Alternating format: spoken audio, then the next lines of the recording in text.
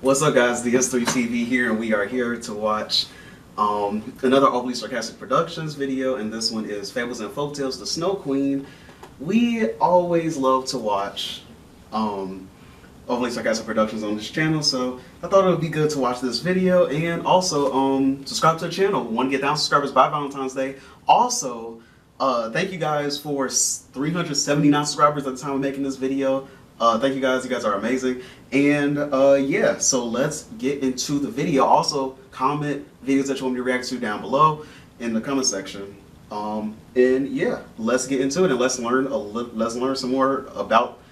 learn something about the Snow Queen.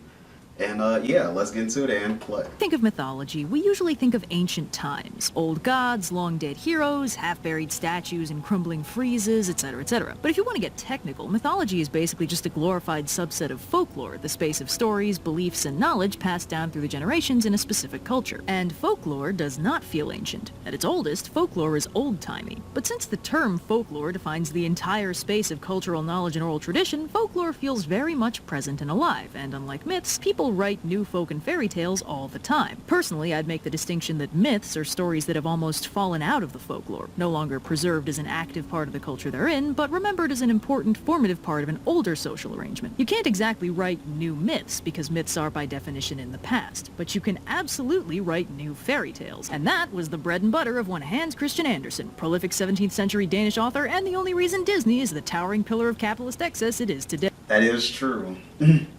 Hooray! Our buddy Hans is responsible for a ton of classic fairy tales, like The Emperor's New Clothes, The Ugly Duckling, The Little Match Girl, The Little Mermaid, and The Snow Queen. And because I assume you clicked on this video on purpose because you saw the title and or thumbnail, you shouldn't be surprised by which one we're covering here today. So our story begins with not the Snow Queen. Well, you think we can just jump straight into this story without establishing some world building first? We have to make sure the lore is consistent and makes internal sense. What do you think this is? Every other fairy tale ever written? So our story actually begins with a magic mirror, and a uniquely unfriendly one. This one was created by a demon, and anything reflected in the magic mirror has all of its worst aspects exaggerated and the best bits minimized. Now here's where I'd tie this concept to something familiar and relatable by throwing in a joke about, like, toxic beauty standards or the bizarre economy of bad faith media criticism. But I don't need to, because this concept is so startlingly topical that you've already made that connection, you clever viewer you. So anyway, the demon runs a school, I assume for other demons, but it's never made entirely clear, where the whole concept is they look at stuff in the mirror, see that it sucks, and then pat themselves on the back for thinking that it sucks. Look at this visionary inventing Twitter a century and a half early. Eventually, they run out of stuff to point the mirror at, except for the big man upstairs. So the demons fly up to heaven to see what the G-Man looks like with the everything sucks filter on, but they never get the chance to find out because heaven is a no paparazzi zone and the mirror slips and explodes into a million pieces. Well, that was fun. Story over, right? Wrong. This is one of those sneaky magic mirrors that doesn't stop working just because it's broken. Every shard has the same power as the original mirror, only now they're flying all over the place, embedding themselves in puppies and hitting people in the eyeballs and stuff. And when they do, they stop people from being able to see the good in anything. But that's getting off lightly, since if the mirror shard hits them in the heart instead, that also stops them from feeling good ever again. Now our story actually begins... I like how the cat zoomed in on the cat. when a precocious youngster named Kay is minding his own business, hanging out with his best friend Gerda in their beautiful rose garden in their idyllic small town, when he gets demon mirrored right in the face, taking one shard in the eye and another straight to the heart, transforming his precocious youngsterness into full-on smartassery. The newly dickified Kay delights in flexing his smarts all over everyone and bullying his saintly BFF Gerda, and the only thing he unironically likes these days is the perfect mathematical beauty of snow. It's really niche, you probably wouldn't get it, but if I wanted to read about an insufferable small child mistaking math skills for having a personality, I'd just read the early life section of the Wikipedia page I don't have. Instead, we get our inciting incident when Kay decides it'd be very smart of him to tie his sled to a random big fancy sleigh in the town square, which promptly bolts out of town and into a raging blizzard. Kay freaks out till the sleigh driver sheds her luxurious fur coat and reveals herself to be the cold and deadly Snow Queen, ruler of winter, mistress of the snows, and also the most beautiful thing Kay has ever seen. Kay decides that being kidnapped is pretty cool, actually, and regales the Snow Queen with his multiplication. I mean, if you were kidnapped by the most beautiful person you ever seen, I think most people would be okay with that. They wouldn't object. It wouldn't even be kidnapping at that point. They'll just run off with them.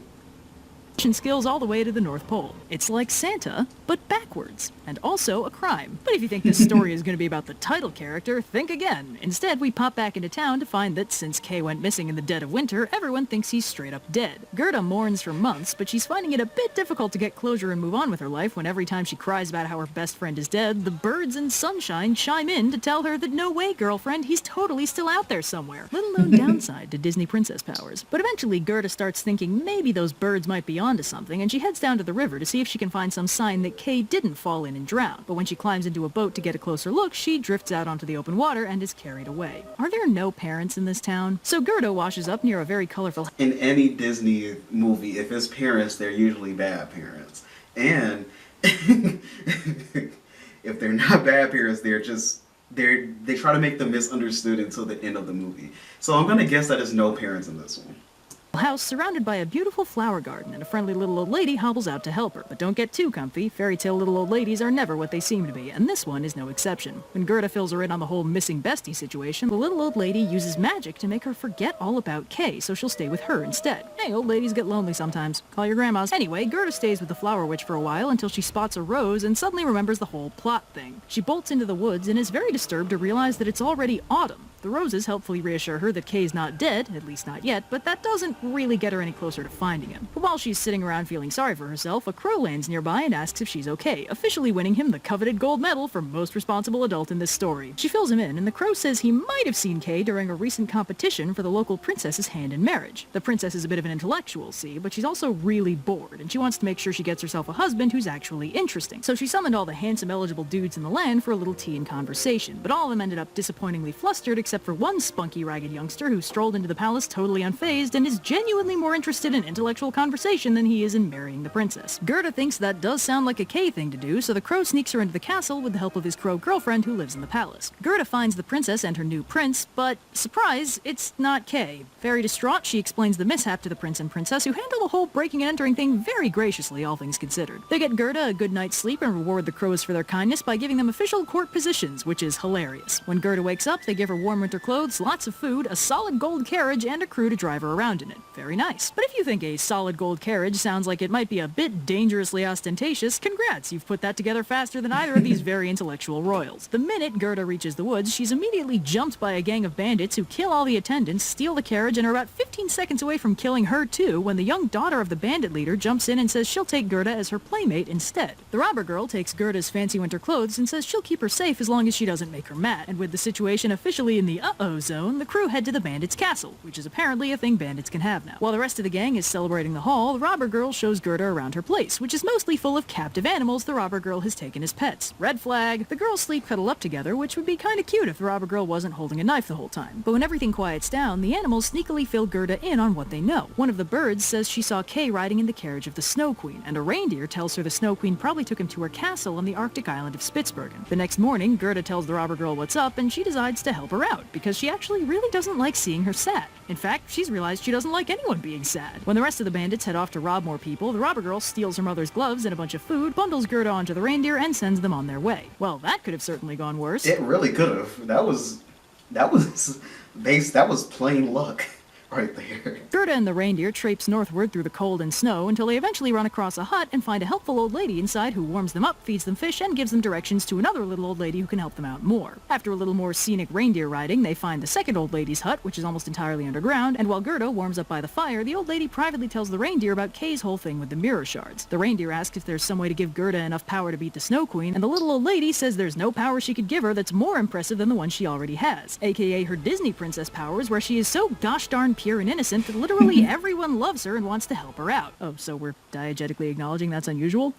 Neat. So the little old lady tells the reindeer that Gerda might be able to save Kay from the mirror shards, but if she can't, he'll never come home. She hurries them out the door so fast they forget Gerda's boots and gloves, and the reindeer carries Gerda north to the edge of the Snow Queen's garden before bolting back to the old lady for further instructions. Gerda heads towards the Snow Queen's palace, but is stopped by an army of huge animated snow creatures. With no other options, Gerda prays for help, and the steam from her breath transforms into a legion of armored, spear-wielding angels that beat up the snow monsters. What?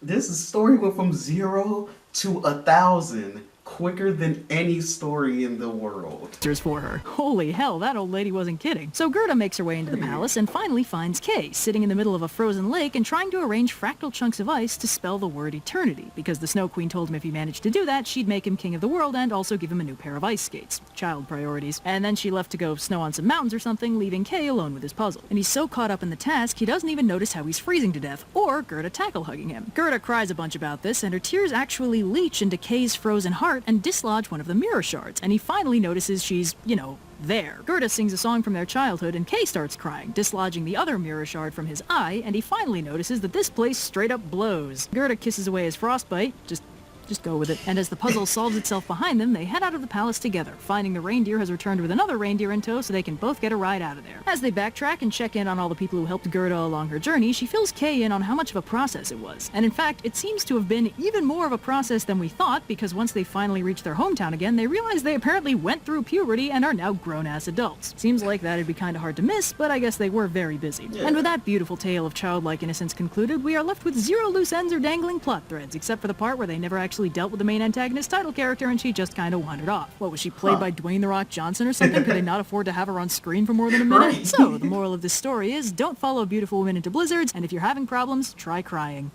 I'll never let you see. It's pretty good. Okay, never mind, I just realized that I've reinvented the Chick-Con Jewel and the plot of In Nutshell. Considering what I name my comic, it'd be considering what I name my comic, it'd be frankly shameful if I couldn't draw the rules at this point. My broken heart is hurt. Well, that was a really good video, and yeah, so talk to you guys in the next video. Also, subscribe to the channel. Want to get 1,000 subscribers by Valentine's Day, and comment videos that you want me to react to down in the comment section down below, and talk to you guys in the next video, and peace.